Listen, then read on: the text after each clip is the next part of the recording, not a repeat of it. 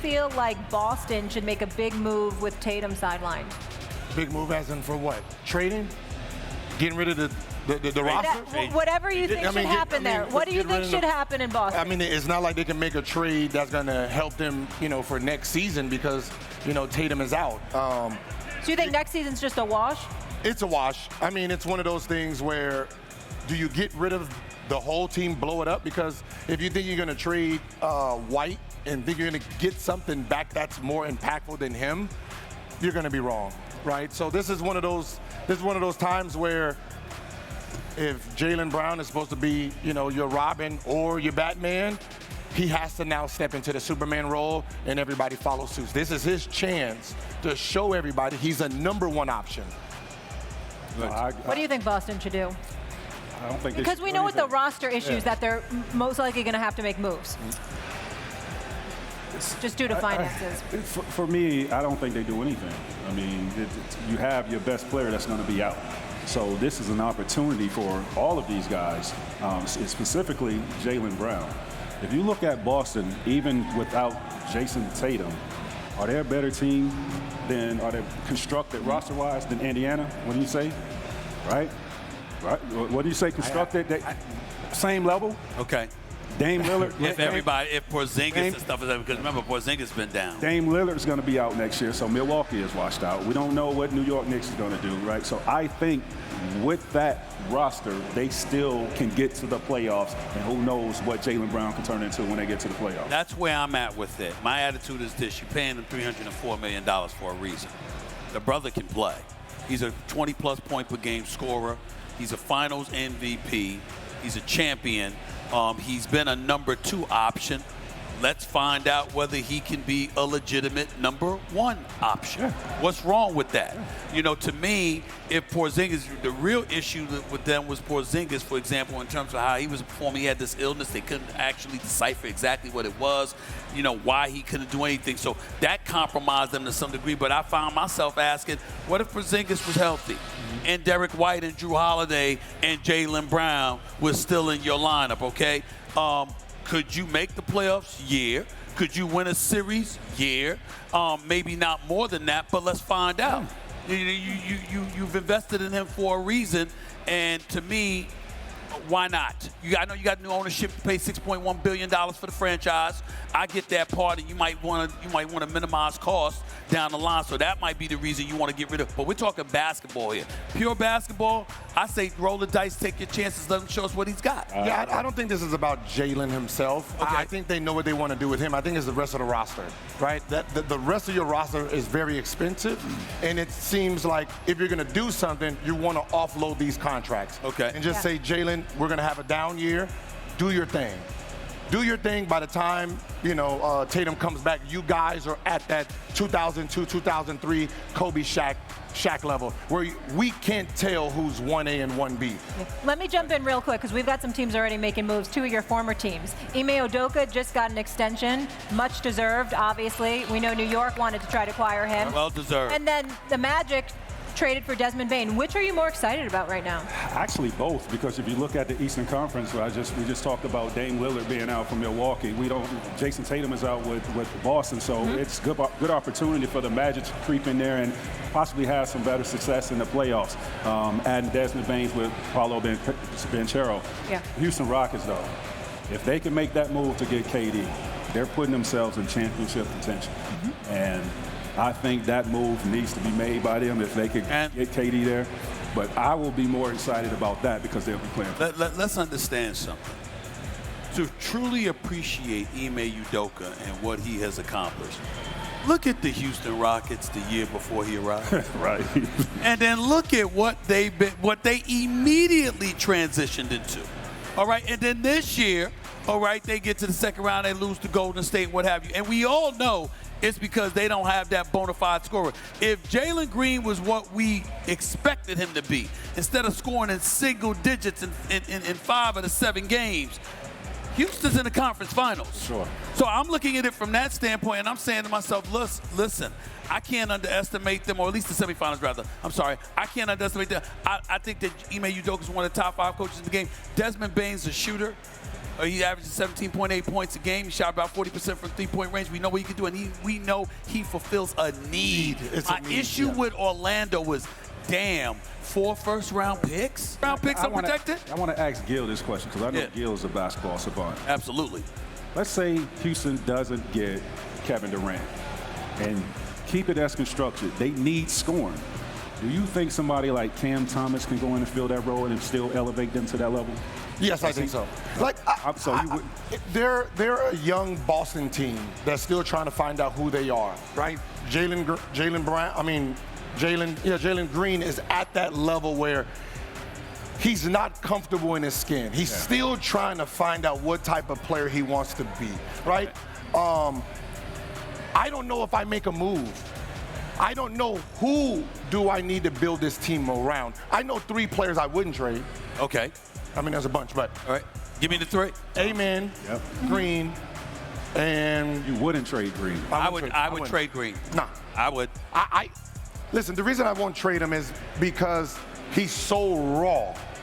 I can develop raw. I can put a system where you can take better shots, right? Right now, you're only 22 years old. You're not mature in your development. But my structure under, the coach, I think they can get him. I'm going to give him 1 or 2 more years to see what he can turn into. I get you. And the youth matters, the rawness matters. I'm not saying trade him because the brother can't play, he has no potential. Please, of course.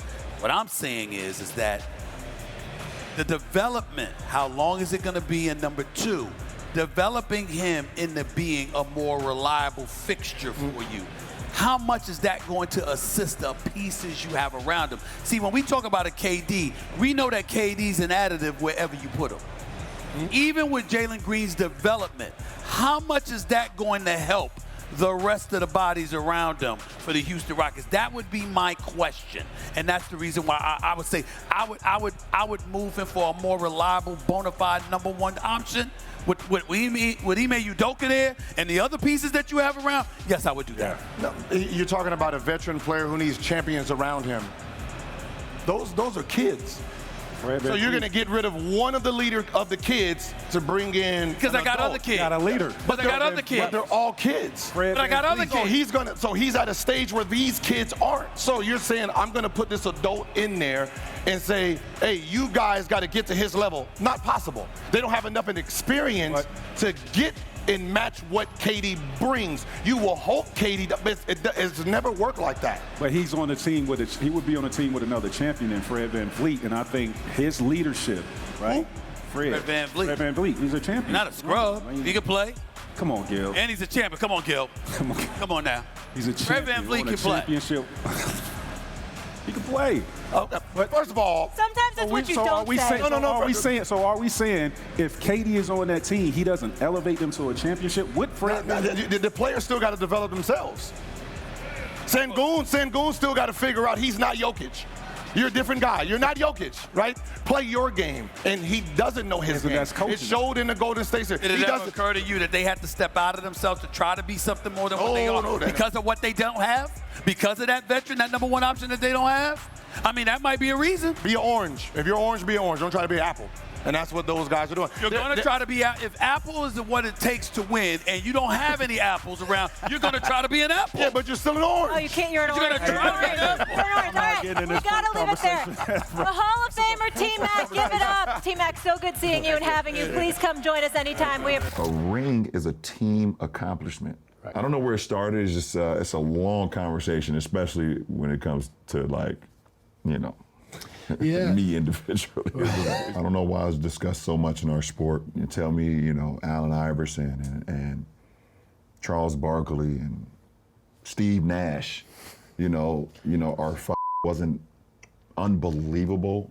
Like, oh, they can't be talked about or discussed with these guys is because this guy won 1 ring or won 2 rings or won it's just weird to me. It's like saying Peyton Manning can't be in the same room with Brady or Mahomes because he only has 1 ring. Barry Bonds never won a World Series. So. You can't sit here and tell me that he's not the greatest baseball player to ever touch a bat. All right, welcome back to First Take live from the Javits Center in New York City. We got another Hall of Famer with us. This is a treat because I think it's your first time on First Take, at least when I've been here. I think so. Chris Webber in the building. C-Webb, thank you so much for being with us. We appreciate you. Thank y'all for having me. Yeah. All right, so you just heard LeBron. It's a hot topic on our conversation. We already discussed it earlier, and I got into it a little bit, but ring culture. Where are you on this? I think they're different conversations. Okay. I don't think someone's a scrub because they did not win a championship, especially if you were a bus driver, like if you were the guy responsible leading your team. Yeah. But, it's certain rooms that, if you don't have the rings, you're not, allowed in. And what I mean by that is you shouldn't be. And so I think that's the best part about sports is that anyone can lose. Like to act like you just won a ring means the NBA is that sweet or is that soft. You know what I mean? And so I think that sometimes we put too much on rings, but I do think rings count. I would have to say that. So my favorite players like a Barkley or Malone and others, of course, Malone's one of the greatest players ever. But if you do put a ring into that, I get the conversation. Yeah, there's a door, but everyone doesn't respect that door. Yeah. Right? So if you say, all right, we're going to take all the guys who made the Hall of Fame, and then we separate them guys by rings, no one is sitting at some of those tables because no one cares. Yeah. Right? Some of your rings don't matter because you wasn't that guy. Right? Mm-hmm. You don't have a ring, but you was that guy. Your peers would say, I'm sitting with him. Yeah. Right? Like with you, Rasheed, Tim Duncan, KG, if them two have rings, Tim Duncan is going to say, yo, sit with me. There's there's ringless guys that he's going to respect over guys who got a ring on somebody else's back. Yeah. Gil pointed out, so you were talking about this in the first hour, and as I've had an opportunity to really absorb your points, I'm going to concede that you and LeBron are right. I get where you're coming from. I'm going to compartmentalize this rather than differ. As players, y'all know. You out there, you doing your thing, et cetera. Said like, yo, I had to drive this bus. Did you see what I was playing with? Like you pointed out earlier. I mean, damn, look at what I had to work with. You see what I'm saying? I get that part. What I'm saying is that as a pundit, as a journalist, as somebody that chronicled the sport and stuff like that, let's understand that if you're the audience out there, you want to hear that from cats after you finished. The last thing you want is to encounter a player in the throes of competition that's giving you the impression it shouldn't matter, that shouldn't define me. Now, when it's over, that's fine. Right. When you talk about the Hall of Fame, that's fine. When your career is over and then we chronicle everything that you've accomplished, all right, and we're writing your sports epitaph and what have you, that's different than being in the midst of competition, still having years to go, and your attitude is, well, listen, I just go out there and play, but the championship shouldn't be that important. Because if you're a fan, you got to remember, you're emotionally invested. And when you're emotionally invested, you want to look at a cat and you want to be like this. They just as emotionally invested, if not more, 10 times more because you participating than we are. And I think that's where the challenge comes in terms of narratives and how people define X, Y, and Z. You want to chime in? Yeah, I mean, let me just say this. It's painful not winning a championship, right? It's painful. And then in the culture we were in, for me not to go to a team that I was playing against and try to win one, because I could have gone to San Antonio. I could have gone to other teams. And at the time, it was I'd rather lose by myself than join the enemy, because I thought that that's the way it was when I saw Dominique and Bird and Isaiah. But at the same time, if I was in this culture, best believe I'd go play with some people that I got a great relationship with and try to win one. So it is that balance. But yeah, you should put it all on the floor. You should be crying if you don't win that championship. But at the end of the day, we know the players that we still would accept without that. You still respect. But let's talk about that, because that's interesting, the ring chasing. And now that happens. So are you diminishing a player's legacy if they're jumping around at this point versus a player, say a Giannis, for example, say he decides to stay. He's going to ride it out, and he knows that Dame's not playing this year, and that, you know what I mean? And he's deciding to stay rather than to jump around to win a championship. Okay. Because that's where it gets tricky.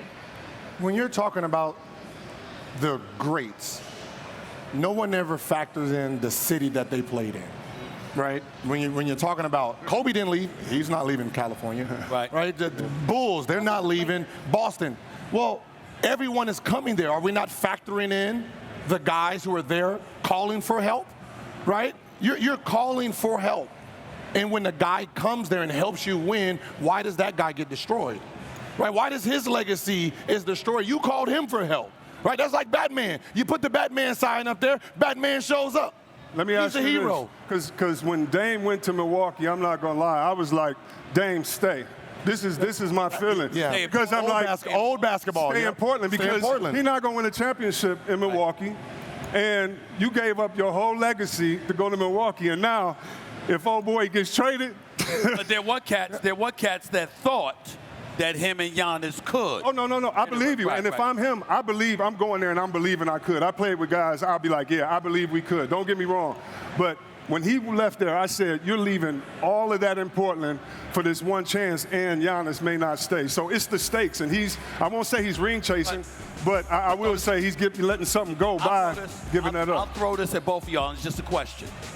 What are we to make?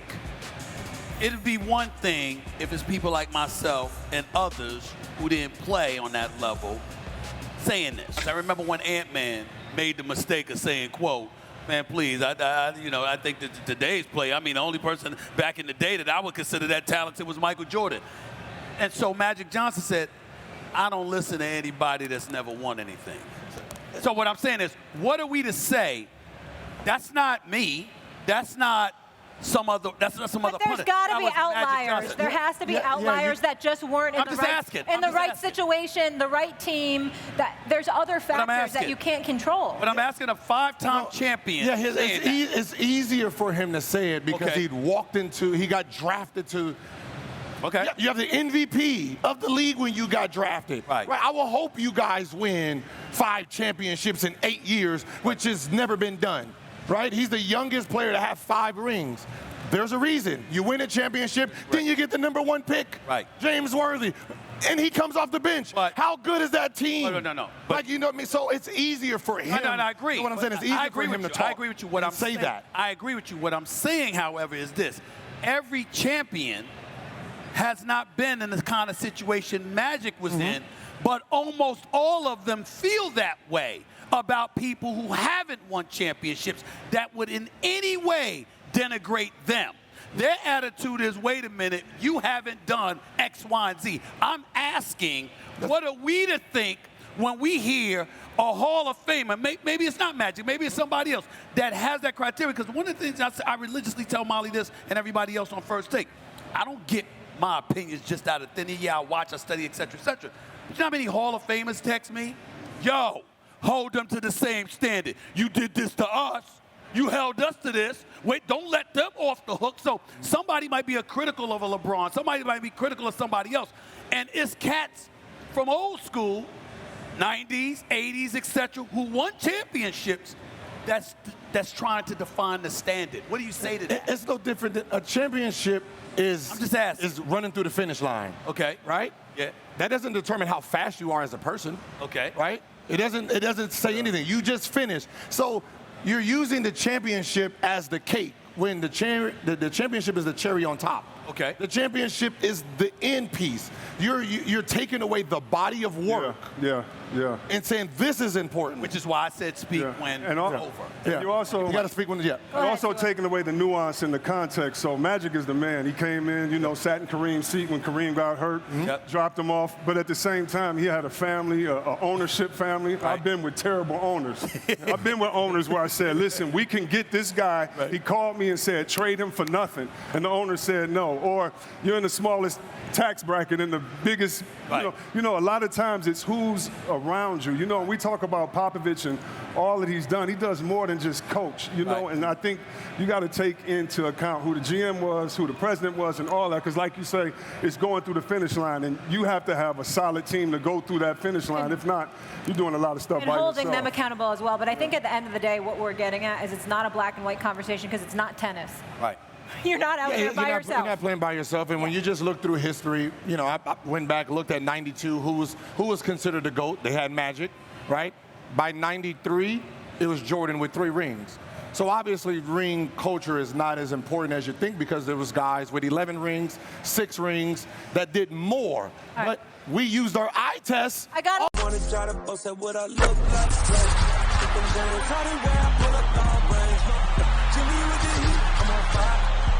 It's NBA on the ESPN tour.